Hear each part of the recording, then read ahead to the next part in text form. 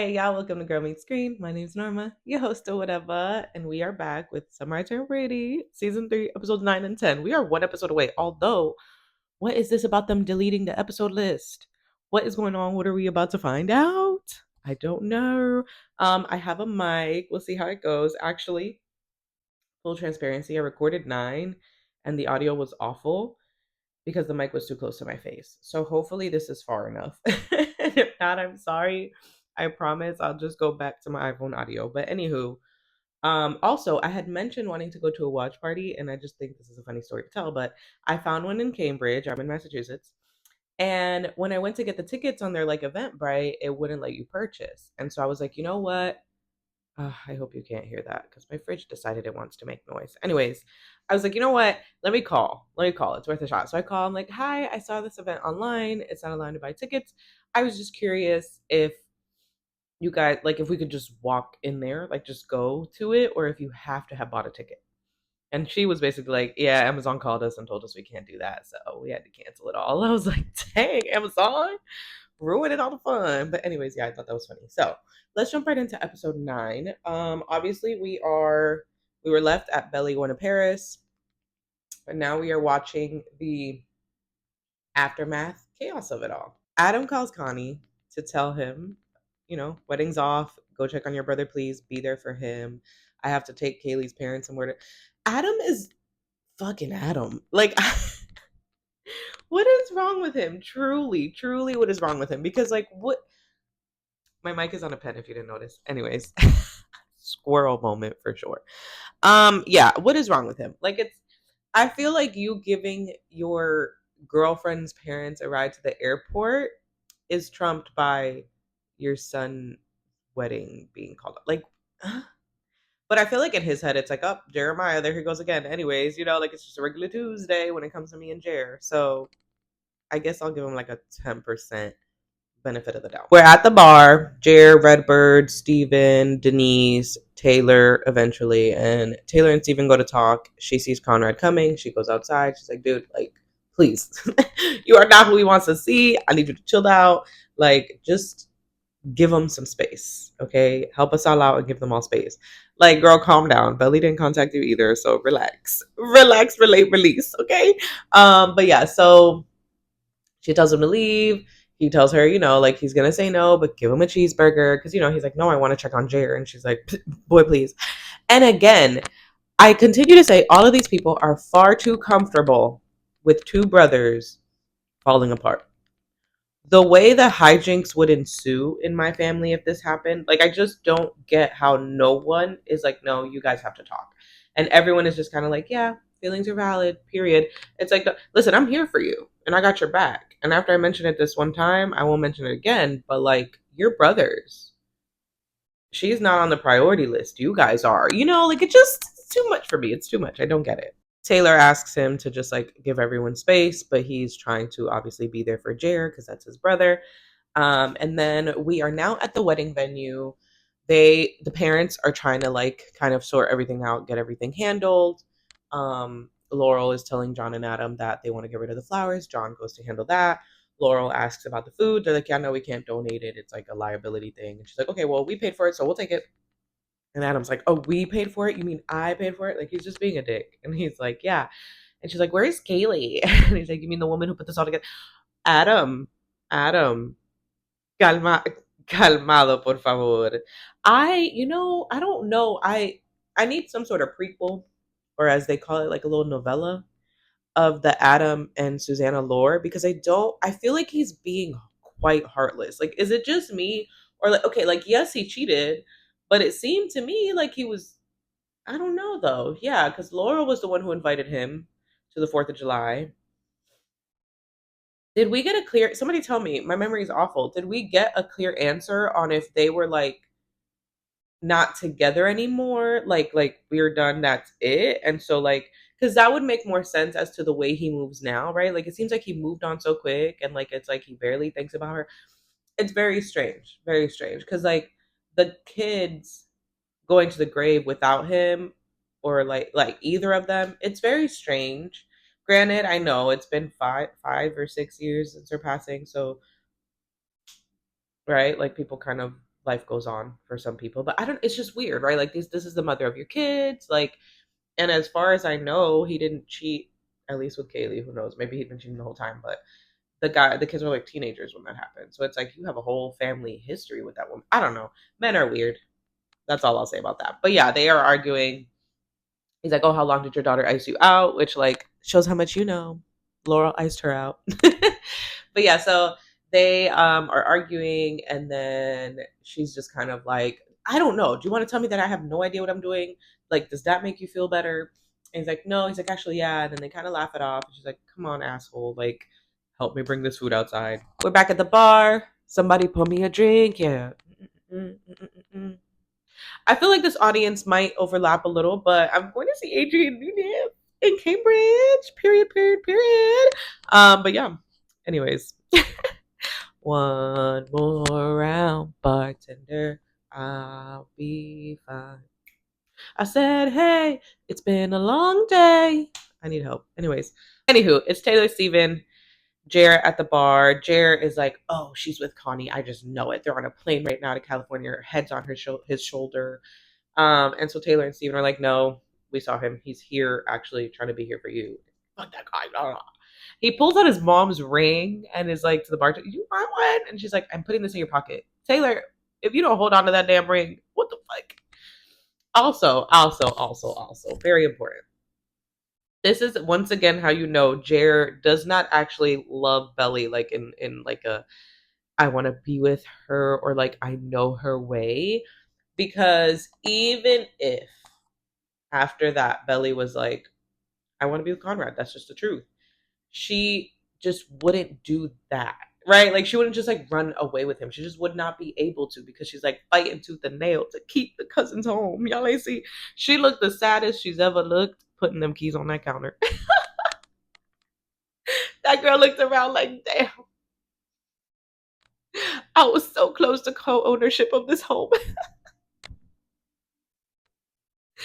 I'm sorry. But yo, think about that real quick, okay? To my 30 plus women out here watching this show with me. Think about a home that will be passed on to your children and then they will make memories with their children and like you did. Like that's just so insane to think about. Because that's what they're like in their 20s. So like this house and none of them want to sell like they want it. Like this is it's just so cool to think about like all their kids will get together. Like yeah, but I don't know. They gonna have to squish. You're gonna have to start the bunk bedding because they had 4 kids. So that's 4 kids is kids, you know? That's a lot. Basically, what happens with Belly is at 2 a.m., she calls, gets a hold of someone there who tells her there is a spot in the program. And so she goes to Paris. When she arrives to the program location, the woman's like, your spot was given away, girl. I don't know what you're talking about. She's like, I spoke to such and such. And then they find him. And he's like, yeah, the spot's right here. The lady's like, that's an old spreadsheet. And yeah, the lady's basically like, girl, we can't help you. Like, she's like, you did not come to Paris on a whim, which she didn't, ma'am. She was told you guys had a spot. So chill out. A little judgy there, a little judgy. But yeah, so now she's like, well, what the heck am I going to do? Belly then calls Laurel, right? She's like, I fucked up. Like, I'm in Paris. They had a spot. Now they don't. I don't know what to do. And her mom's just like, girl, get a flight, come home. We will figure everything out when you're home. Like, come be with your people. She's like, okay, okay. And then I think she's at a cafe. She gets up to talk to the barista, and her bag gets stolen. Because, yeah, I don't know why you would leave your bag. Yeah, I don't know. I don't know. I feel like my first thing would have just been to go get a hotel. But that's just me. What do I know? What do I know? Anyways, yeah, so bag gets stolen, but it's got the AirTag Steven bought her in it. So she's hunting down her bag, honey. She's hunting it down. She hunts it down to some club. They're like password, password, password. She's like, I don't know it. They're like, no password, no entry, babe. Sorry. Then she sees this girl being bothered, and it's actually Tara from Heartstoppers. That's not her name in this, but she goes and helps her. She's like, Lucy, I've been looking for you everywhere. She's like, oh my god, yeah. And the guy's like, is this your girlfriend? And so yeah, Tara's character knows the password. They go inside. She's introducing her to her friends. You know, then she sees the guy with her backpack. She goes up to him, and he's like, he's just dancing in front of her. And she's like, that's my backpack. And he's just dancing in front of her. She's like, that's my backpack. That's my backpack. And he's like, that's my backpack. And then he turns around and she drop kicks him and takes her backpack. what is the New York in Lola's tongue comes out again? I didn't know she was from New York, but I thought it was funny how I found it out on TikTok because people were talking about when she's like, "Yeah, I married your fucking brother." Like it was very New York. So she goes to New York one more time and drop kicks that man for her backpack, and he's like, "That's my backpack." And she pulls out her wedding dress. She's like, "Is this your dress too?" And then everyone's like, "Oh." Drama over. And so, right, obviously her French friends are like, "What the fuck?" Well, they're not all Parisian, but her little group of new friends is like, "Okay, girl, all right, period. You need a drink." Steven and Taylor get Jared to his hotel room, but it's got like the little card for the newlyweds, yada yada. They're basically just kind of like, dude, just go to bed. Enough is enough. Just go to bed, go to sleep. And so yeah, that's what happens. And then next day they wake up. Taylor's like, I'm gonna go take a shower, get him some breakfast, all that. I'll be back. Steven's with him. Jared's like, I want some clothes. Steven's like, as soon as Taylor gets back, I'll go get it for you. He's like, I can be by myself. I don't need to be babysat. And so Steven leaves to go get her clothes. Um, Steven gets to cousins. Conrad is there. Steven is still being an ass to Conrad. It just does not make sense to me. You guys were friends first, one. Two, you were team him and Belly. And so, like, yeah, I don't know. I feel like if Belly is able to like be around him. Obviously, mentally she's not, but like if she's appearing comfortable with him, like you're allowed to. I don't know. It's just the way Steven is moving is kind of weird. I mean, I also get it because it's his sister, and so that's where it's like, well, no, now I'm like not Conrad. But then he's also like, well, you don't reach out to anyone, yada yada, and so I don't know. Obviously, we need more backstory, right? Because it's like, well, have you reached out to him? Like I don't know, but yeah, he's just like the last thing he needs is you. You're the problem, Conrad. Da da da. He's like going off on him, and Connie's like, I'm just trying to be there for him. Damn. He's like, here, give him the red Gatorade. He's not gonna like eat anything else. And then Taylor shows up back at the hotel with the stuff that Steven got from Connie, but not Steven. I don't know why that was like something that stood out to me. But yeah, she shows up with clothes. She's like, I got breakfast for you, sausage, eggs. Da, da. He's like, you're gonna make me throw up. Stop. She's like, I got a Gatorade, and she pulls out the red Gatorade, and he's like, oh yes, I love you. She's like, if you want it, come get it. He comes, he sits down, he drinks it. He's like, tell Steven thanks. She's like, he's like, what? She's like, it wasn't Steven. He's like, oh my god, did it have a note? Sorry for ruining your wedding. I'm like, I know you're hurting, but ew. Yeah, and then they talk. She's like, how could like what can I do for you? And he's like, I just don't know how to do life without her. And it's like, yes, the fuck you do. Lacey Barone. Shall I remind you? Like he's going to be just fine. I just we're in the show, okay? We're in the show. We're not in real life. Obviously, in real life, most people figure out how to move on. But in the show, right, you have Conrad, who is like unable to be with anyone else because he truly loves this woman. And then you have Jer, who every moment of strife in the relationship, he's like off making out with somebody. We'll get there in episode 10. But yeah, it's just like, yes, you can. But yeah, Taylor's basically like, she's not your whole life. And if she is, she shouldn't be. Like, we need to figure that little piece out. And so yeah, they have a nice little talk. Oh shoot, I forgot to mention. Before Taylor gets there, Laurel goes to check on him. And he's just like, hey, aren't you so happy about the turnout? And she's like, what the hell? No. And yeah, he's just basically like, you never wanted me with her to marry her or even with her or some shit like that. And she's like, Jared, like, I love you. I'm here for you. And he's like, you're not my mom. Close the door. And because, well, I think when he says, like, oh, you didn't want me to marry her, Laurel doesn't really respond. And he's like, close the door on her. She's like, well, I love you and I'm here for you.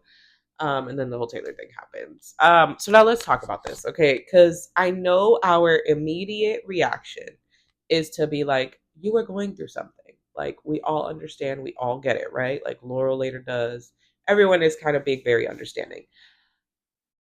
I feel like human nature, of course, but that needs to stop being our reaction, because I feel like a lot of people who have been through what Jared's been through, or sometimes even worse, do not treat the people around them like shit. I actually, in my past relationship, that was one of the most frustrating things was like when that person was going through it, they would take it out on me, those around them. And it's like, I didn't do that to you. Like, I tell the same thing to our kids. I'm like, I didn't do anything to you. Like, take some space. You could say, hey, I just don't really want to talk right now. Like, if you are like calm, respectful, and kind, that I can understand. I can understand someone saying to me, listen, I can't right now. I just can't right now with people in and like that is better than you yelling at me or taking out what someone else did to you on me and then expecting me to be like, understanding and like he's going through something, we get it. Like that's not fair. It's just not, because everybody goes through stuff. And so like it, like how do you justify that? Because in that case, Taylor should have cussed him back the fuck out and been like, I'm in love with Steven and he was somebody else. Da, da, da. Like that's how like is that how we want life to work? It's just like everyone yelling at everyone. No, because it's not how life works. But anyways, that's my little tinny tangent, my little mini tangent on like Jared and how he's acting. It it's like that's not how people should act. Also in Jared and Taylor's convo, basically he's like, "Oh, Steve-O and you?" She's like, "No, yes, I don't know." And he's like, "Hope you had better luck than I did." And I was like, "Not the Conklins out here breaking hearts left and right." Over the course of this, it's kind of back and forth between what's going on with Belly. So I kind of just mushed everything together. But now we are with Taylor and Steven. It's the following day. Well, it's been the following day. Sorry, that was confusing. I think she's like packing up her stuff. He's in the room talking to her. And he's like, "Oh, like I can't believe Conrad is still here, like trying to whoopty woo." And she's like, "Yeah." And then so Christmas gets brought up, and he's like, "What? Did they fuck?" And she's like, "No, no, nothing like that. But like it was emotional. He's like, "Okay." She's like, "And Jer found out in Cabo." And he's like, "Cabo?" And she's like, "Oh shit." She's like, "Yeah, Jer slept with Lacey Barone." He's like, "Jer cheated on my sister?" And she's like, "Well, technically they were broken up." And he's like, "He slept with someone else." Like, who the fuck is Lacey Barone? Blah, blah, blah. The whole nine. Whole nine. You get it. You saw it. He was not upset enough for me. The smoke that Connie has been getting, Steven is not upset enough for me. He's not. And I'm also like, Steven is supposed to be this like mature-ish character, and I just am so thoroughly confused. I don't know. You would have thought he would have been very understanding of Connie, because like the Belly and Connie situation was literally just a bunch of miscommunication and misunderstandings that led to like the end of them all those years ago. But like this man was going through the death of his mom. Like yeah, I got a lot to say about all of that. But besides the point, the level of like he just moves on. He just moves on from it, and it's so weird. Like he's like, and they're judging us, and it's like, wait, like what do you mean? Like the heat you've had for Conrad, and now you're like, oh well, I'm still here for Jeremiah. He's staying at your place. Like it's just like, what do you mean? What do you mean? But anyways, yeah, they end up talking. Basically, Steven is like, we work, like we should be together. And she basically brings up what he said at the hospital, and she's like, but all of that is still true. So like what has changed and you want to be married? And he's like, I've just seen how you are to your friends, to your loved ones. You're really there for them. And I don't understand why you can't be that way with me. She's kind of like, it's just how I've always been with boys. And he's like, but can you be that for me? That's who I want. And she's like, yeah, like I think I can, and it's a risk, but you're worth it. I think we're worth it, blah, blah, blah. And they're back together again. I don't know, you guys. Something was missing in the moment for me, but I'm happy they're back. I'm happy they're back. They're cute. I just feel like I don't understand why she ruined them in that way this season. Like it was the cheating in the beginning, then it was all this weird ass toxic, like Taylor not telling him she wanted to be with him, but doing the whole like trying to seduce him. Like every time, like close proximity, like looks and gazes, and it. I just, I didn't like this season for them. Like I don't understand why Jenny did what she did to them this season. I don't get it. Because in the books, they're not together at all. As far as they're not together at all in the books. So I'm like, okay, so you like change this up for the show, but then like, why did you crush them like that this season? And then we just get like a 3 or 4 minutes of the like resolution of them getting back together. Like, it just, yeah, it didn't feel like enough. It didn't feel like enough. Like I don't, something was missing there. I don't understand why they were even not together. Like it just the reasoning Steven gave for like, I want you to be like you are with your friends with me. It didn't make sense to me, like at all. But Team Staler, I guess. Belly is talking to her friends in France, in Paris, and they're all kind of like, "You're badass, like that's crazy." And she's like, "No, I'm terrible. Like I broke 2 hearts." And they're like, "It's how it goes in your 20s. Like you don't get through your 20s without breaking a couple hearts." She's like, "Well, I gotta get to my flight." They're kind of like, "You should stay in Paris. Explore it. Like clearly you should be here, whatever." And then we go to her like on a bus or something, and I think Jeremiah calls her. I don't know. They end up on the phone together. And yeah, he's just like, look, I know the wedding was a bad idea, but like let's just go back to how it was before. And she's like, yeah, I don't think that can happen. And he's like, come on. She's like, I don't even know who I am anymore. He's like, I know who you are. I'll remind you. Ew. Ew. Okay. I don't want it coming from Jared. But, anyways. And she's just like, yeah, no, like, it can't be that. I think I'm staying. And he's like, well, don't ever fucking talk to me again. Ah, there he is. There he is. There he is. Because this whole freaking season has just been him manipulating her into doing everything that he wants. Why? Why? Why? No, I'm just kidding. But yeah, it's the whole manipulation, right? Like, okay, now, like, I'm being all sweet and like, I'll remind you of who you are. Like, I love you. And then it's like, don't ever fucking talk to me again. That's what I mean. It's like, the way Jer is does not make sense. He needs therapy for one. But it's just like, but you can't go from like, I love you to like, like the way he spoke to Laurel was insane. I don't care that she was against it, so obviously his reaction towards her, that's a full-blown adult who raised you. Like, she is an extension of your mom, and you wouldn't say that to your mom. Like, we all knew Susanna wanted her with Conrad. So if this happened, Susanna alive, he would look at his mom and be like, you wanted her with Connie anyway? No, like, that's crazy. That's crazy. Yeah. We are with Jer and Connie at the beach house. And Connie's like, oh, did it arrive? And Jer is looking at this painting that Connie had made as their wedding gift. And it's him and Belly. I forget what is crab picking? Crab something. It's like something kids do with crabs. So kind of like picking up shells, but like crab hunting. I forget what it's called. Anyways, it's them doing that in the picture. And yeah, he's like, oh, like, well, she's not here, so you can go the fuck back to California, blah, blah, blah, blah. Conrad is like, no, I'm here for you. And Jerry is kind of like, she's not coming back. Like, ooh, I love to be the one to tell you this. Like, she's in Paris. Ha ha. She didn't choose me, but she didn't choose you either. And this is our clear indicator, as if nothing else has been, that Belly was always like just a prize to him. Like just like a something I can beat Connie in, right? Like they didn't work out and now like she wants me and now I have her. Connie finally fills in clueless as Adam on what's going on and letting him know that like he has been in love with Belly since when they broke up and he told her he loved her and that's what ended the wedding and with you. And Adam essentially kind of does that paralleling of like, it was what I went through with you. He's like, where like I wasn't what you needed. Because, he's like, I wanted to be there for you, you wouldn't let me. And he's like, you made everything worse. He's like, exactly. I had to trust that you would lean on all the other people who love you, and you did, and you have to trust that that's what he will do. And that's really hard, but I did enjoy seeing them connect in that way. I'm still just like, Adam, what the fuck is wrong with you because of all the other shit he does and how he is. But this was a nice moment. And then our next scene is Adam getting to the beach house and hugging Jer. Our last scene is Belly like coming out of the subway, I believe, to like a construction happening. And it's this big speech about how we can rebuild. And that hit me because I am currently rebuilding. So I was like, oh, yes, we can, Belly. Yes, we can. Let's do it together, girl. Let's do it together. Just make sure you end up Connie.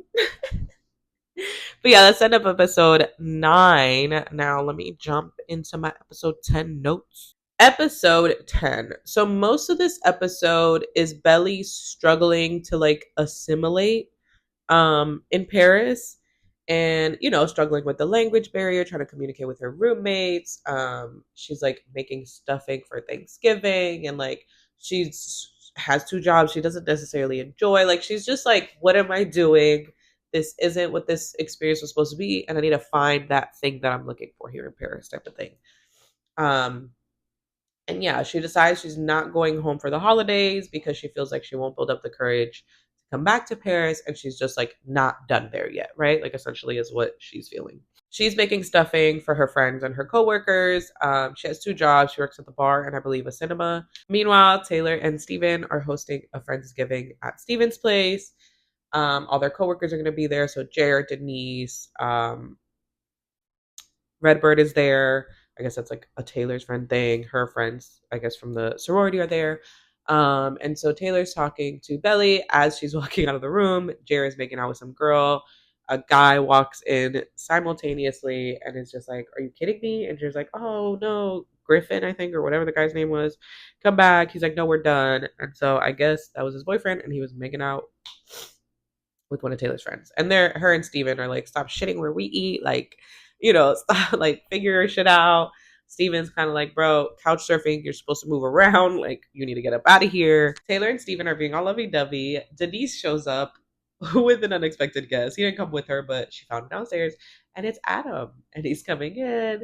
And everyone's talking. And then basically, kind of everyone finds out simultaneously a bit that Jer was supposed to be at Finch, going to class, living in the frat house.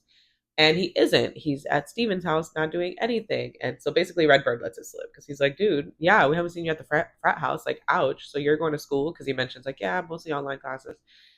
And so then Adam's like, what the hell? And so they go aside to talk. And he's like, Dad, be quiet. And then basically, Adam is like, I'm cutting you off. You need to, like, learn that, like, you don't get to just skate around life. And of course, Jared being Jared, it's like, oh, how could you be so insensitive? Like, everything that happened to me, and like, you're still like expecting me to do life. Like, it just, I don't know. I don't know how there could be a team Jared at this point. He's so immature. Like, that's not how life works. Life goes on. Okay, life goes on. You get divorced. You don't end up married when you were gonna get married.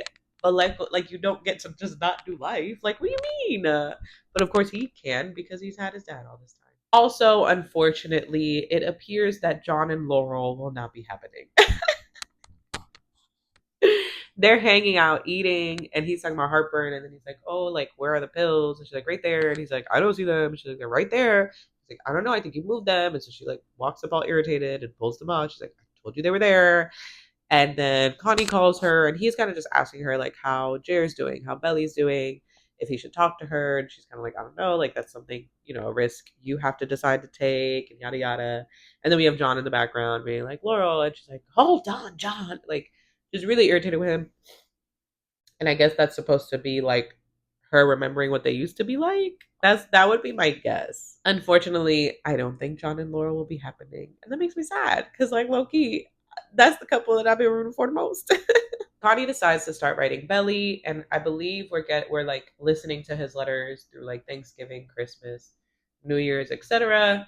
And on New Year's, she gets a package with a big bag of Sour Patches and Junior Mint with the infinity necklace under its scarf. Ooh wee, ooh wee, ooh wee. And yeah, Taylor's like, it's loaded, like, girl. And she's like, no, no, no. Like, bunch of nothing letters, like, no, I'm over him. And she's like, okay, well, what's up with you and Benito? And now you're like, well, Norma, who the hell is Benito? Benito is part of her friend group. She meets Tara's character, who I still don't know her name. Tara's character's girlfriend, and then there's another girl in the group, and then Benito. And on Christmas, she is working the bar that she works at, her friend's bar. Well, I don't know if it's her friend. Maybe her friend's just like the manager or something, but she's working and she's going to close it. And Benito shows up. He's basically like, yep, all the train strike or something. So he can't leave. He was going to go to London or something to be with friends. And so he's like, come on, let's walk around. She's like, no. So they end up shooting darts. He's drinking a bit. I guess she's not. So then she's like, okay, I'm going to come with you. Let's go out on the town. Because he was saying he was just going to walk around. And so she's like, all right, let's go. And then he has a motorcycle. She's like, no way I'm getting on there when you've been drinking things. He's like, okay, we can walk. She's like, no, just teach me. And then she just drives it off like she knows how. Like, we don't even get him being like, turn this here, do that. She's just like, oh, and now I know. And so, yeah, they've been hanging out. Taylor comes for New Year's and they're hanging out with him and stuff. And so then we are at actual like New Year's Eve when we get Junior Mint and all of that. And Taylor's like, what's up, girl? And she's like, no, no, no. A bunch of nothing letters. Like, moved on, so far moved on from Connie. She's like, okay, so then why not Benito? She's like, oh, you can't be scared you're gonna hurt someone for the rest of your life. So the clock strikes midnight and she walks up to him and grabs him and kisses him. And so begins Belly and Benito. Y'all think she's gonna end up with Benito? That would be insane. It can't be. Oh, Jenny, I will find you and fight you, girl. I will find you and fight you. We are at Christmas, I believe, and it seems to be at Belly's house, I'm guessing. Or maybe it's the beach house, and I just couldn't tell. Anyways, Connie and Steven are like on the couches. Connie's talking, and Steven's just like, uh-huh, yeah. And then I think Connie says, like, I miss you guys, or he says something, and Steven's like, I don't hate you. Like, I don't hate you. It just, I don't know how to talk to you anymore, especially with Jer. And it's like, once again, Steven, you have, like, literal no smoke for Jer and everything he did. And you're acting like this, Connie. It makes no sense. And he's like, yeah, like, I missed you, man. Yeah, I missed you too. And like, I'm glad they're friends again. But I don't know. I don't like that Connie had to basically like get on his knees and beg. You know what I mean? When it's like, Steven, this is your friend too. And they're brothers. Like, why are you cool with these two brothers just like not being cool? Adam arrives and basically lets Steven know that he knows about him and Denise's business. He's actually friends with the person that was gonna like fund it and basically like shut their funding down on Christmas Eve. Like, damn, Adam. And yeah, he's basically like, Steven's like, so am I fired? He's like, no, no, no, we're good. Come back to work on Monday. I like that you tried. You had the balls to try or something. And he's like, oh no, it was actually Denise. And he's like, makes sense. And then Steven's like, actually, I quit. And he's like, really? He's like, yeah. He's like, no hard feelings. And he's like, no. And I feel like, are there hard feelings? Like, I don't know. That was weird. Adam looked a little bit scary there. So I was like, wait, is he gonna get him? Like, what's happening? Jared shows up but can't bring himself to go inside. Laurel ends up like seeing him through the window. She goes outside to talk to him, and he's like, "I thought I could do this, and I can't." She's like, "And that's okay." And she's just like, he's like, "Sorry for acting like an asshole." She's like, "You were going through a lot. I love you. Like, it's gonna be okay with you. With you. Them going back and forth talking, whatever. I don't care. I don't care." Sorry, Jared. I really am. And yeah, he's basically like, "Can you take the gifts and stuff?" And he made some fancy carrot dish. And yeah, she takes it inside for everyone. And Connie's like, "Oh, he's not coming." And she's like, "Yeah, no." And you can just see Connie struggling with like, how do I, how do I do this? How do I fix this? And yeah, then Jer is back because I forgot. I also forgot to mention, I'm good at this, guys. I'm good at this. Back at the Thanksgiving thing, he basically like begs Denise to let him stay with her now, all right? Because obviously Steven is sick of him. So now he's staying with Denise. He's on the couch in his sad pajamas, as Denise refers to them. She comes back. She was at her family's, but she forgot her nephew's gifts. She goes back to get them. She says to talk to him. And yeah, they kind of are just going back and forth, right? Where she's just like, yeah, you gotta like forgive them, not for them, but for you, so you can move forward. And then she's just like, yeah, come on, I'm taking you to my family's. We do get a little bit of banter there, so I don't know. It's kind of obvious that they're gonna happen, right? I'm pretty sure. Jared ends up calling Belly, I think, around New Year's, and he's now working at a restaurant. He's, I think, like a sous chef type of situation. And yeah, so he's talking to her on the phone. And she's trying to talk about what happened, and he's like, "That's not what I called you for." And he's like, "I just called you because like, hope I wanted to say I hope you're good and that I'm doing well. Let you know I'm doing good as well." He gets told like, "Hey, your break has been up," and she's like, "Oh, I guess I should like let you go, let you get back to work." And he's like, "Yeah, I guess I should let you go too." And so obviously, we have, is it a double entendre? Is that what it's called? Like the double meaning of like let you go off the phone, but also like let you go and move on. And we like that for him. He started being a little bit likable in the Denise and him scene, and in this one as well. I see that we're kind of getting that like over that hump of maturity, and we're moving on now that he's had to kind of fend for himself. So we love that for him. Obviously, I want them both to be okay. I know I've been kind of hating on Jared, but he's just been insufferable, okay? And now that he's not so insufferable, we can connect. We get it. Belly is helping Tara's character. You know what? Her name is Tara at this point. She's helping Tara move out of her apartment. She's moving in with her girlfriend. And basically, Tara's kind of like, hey, like, she's leaving. Belly's going home. And she's like, I don't think you should go, though. Really? Like, why don't you stay? And she's like, well, they already rented out my room. And she's like, well, I had an idea. Like, why don't you stay? Like, take my apartment or whatever. It's got a beautiful view and all of that, right? Typical Paris thing. And then her mom calls her and she's kind of talking to her mom, saying how, well, actually, her mom's like, well, when are you coming? Because she's supposed to have her graduation. And she's like, well, actually, Tara just offered me her apartment. And her mom's like, oh, okay. She's like, yeah. She's like, how would you do that? Like, what about your visa? Blah, blah. And, she's basically like, I met this one person who could give me a job, helping them with the sports program. And then there is a 1 year long program here that could get me my student visa, yada, yada. If I could make it happen, if I wanted to make it happen, I could. And her mom's kind of like, okay, let me know.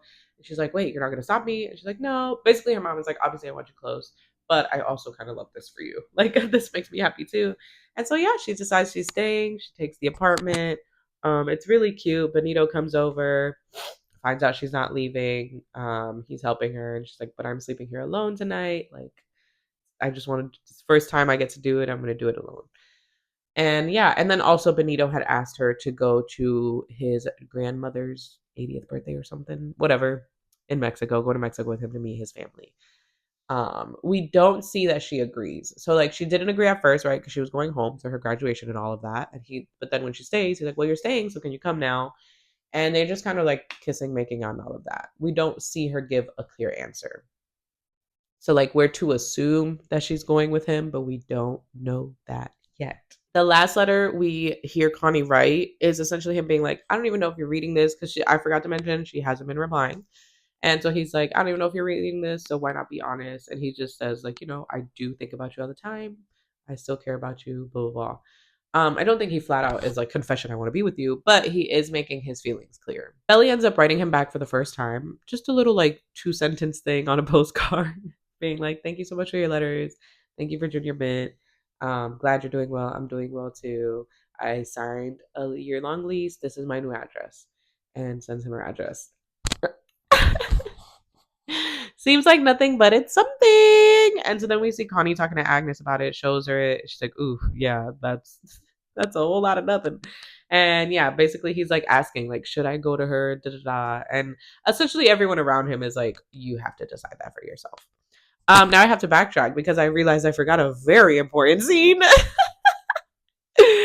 While Belly's on the phone with her mom makes her realize that it's actually Susanna's like 5th year anniversary death. It's like the day she died. And she's like, oh my God. And her mom's like, it's okay. Like, don't feel bad. Like, you're living your life. That's what she would have wanted, blah, blah, blah. I don't think she says that, but like, obviously that's, that's what we're getting at here. And then we see the boys visiting her grave. Connie was there first. Jared gets there. He's like, sorry. Should have let everyone know. Because Jared was like, oh, didn't know you were going to be here. And so they start talking because, Connie's obviously like, I'm so sorry. And he's like, you want to lose here? He's like, yeah. And he's like, I don't think you understand like what that felt like, blah, blah, right? Like Jerry's spilling all his feelings. Like, you hurt me and I was fucked up and like, da-da-da. And like, how dare you, whoop-de-whoop-de-woo. And I'm so happy that Connie finally said his piece because Connie's essentially like, you did this to me 4 years ago. Like, what are we talking about here, sir? But yeah, no, he's basically like, dude, like you took your chance like a month after we broke up. And I get it because like, it's her essentially, right? And you can see Jared kind of softening up because it's like that realization of like, like it was the same thing back then. And so they do reconcile. Like, Connie mentions the promise to take care of him, and then Jared mentions that he promised her. Dang, what did he promise her? I don't even remember what he said he promised her, but I'll put it here. But it was kind of, like he was like, yeah, we both kind of failed. And then yeah, like they make up, he's like, I wanted to like call mom and I couldn't, and then I wanted to call you and I couldn't, and I realized then that I needed my brother and I still do. Like, and so they reconcile as brothers, and Jared basically kind of tells him like, do what you gotta do. Like, don't think I'm gonna support it, but also like don't waste this. Like, don't make this for nothing. And then they part ways, but they're good, which is cute. And he does mention that in his letter to her. He's like, we met. It wasn't great, but it wasn't as bad as it has been. And so I'm glad for them. Unfortunately, no one helped them reach that point, so I'm glad they did it themselves. Well, actually, I guess their mom did, really. That is so cute. We end this episode with Connie buying a flight to Paris, or like switching his flight from going to California to going to Paris. And then him on the flight, and then we see Belly at a salon saying, going for a fresh start. It's her, did she say birthday? I don't remember what she says to the owner, but it's a little monologue about like, this is my time type of thing. And yeah, she's like, yeah, something different. And I think we have seen that like she ends up cutting it. I find this interesting because, like I mentioned before, we don't see her give Benito an answer. We don't see her say yes or no to going to Mexico. So I find it interesting because, the whole hair cutting, right? That always signifies new relationships or like a relationship ending, right? Like the dyeing or cutting of the hair. And so it makes me wonder if like that day, because the last we see of her and Benito is him saying like, come with me, come with me. And they both kind of just laugh. And he's like, oh, do you want me to help you make the bed? They make the bed, they lay in it. She mentions like, I'll be staying here by myself.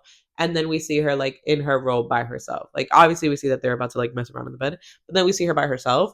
And so it made me wonder, like, I'm really curious if like, did she break up with him at that point? Or did he like before leaving ask her if she was going? And she was like, yeah, no. And then he realized that like she didn't want to be with him. It's all very interesting.